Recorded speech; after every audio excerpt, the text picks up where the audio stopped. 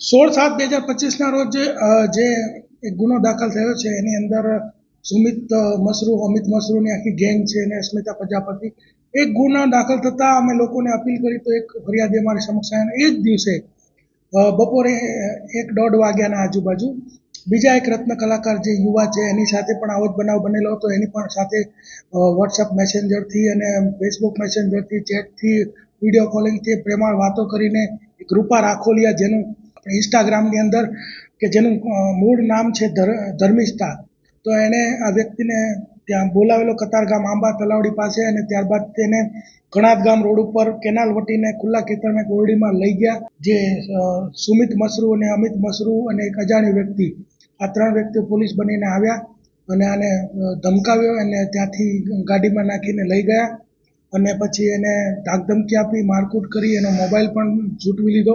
ત્યાં એના લોકરની અંદર 6 લાખ રૂપિયા પડેલા હતા. એ 6 લાખ રૂપિયા જે છે એનો આ લોકોએ ખંડણી માંગી અને એની પાસેથી વસૂલ કરી. લોકોને એવી અપીલ છે કે તમે લોકો જે છે એ શરમાશો નહીં, ગભરાશો નહીં. તમે ભોગ બનનાર છો, તમે કોઈ ખોટું કૃત્ય નથી કર્યું, તમને લોભ લાલચમાં નાખીને ભોગ બનાવવામાં આવેલા છે, તો તમે પોલીસ સમક્ષ આવો, તમારી ફરિયાદ આપો અને તમારું નામ ગુપ્ત રાખવામાં આવશે અને પોલીસ તમને ખૂબ મદદ કરશે. એસઓજીનો સંપર્ક કરો.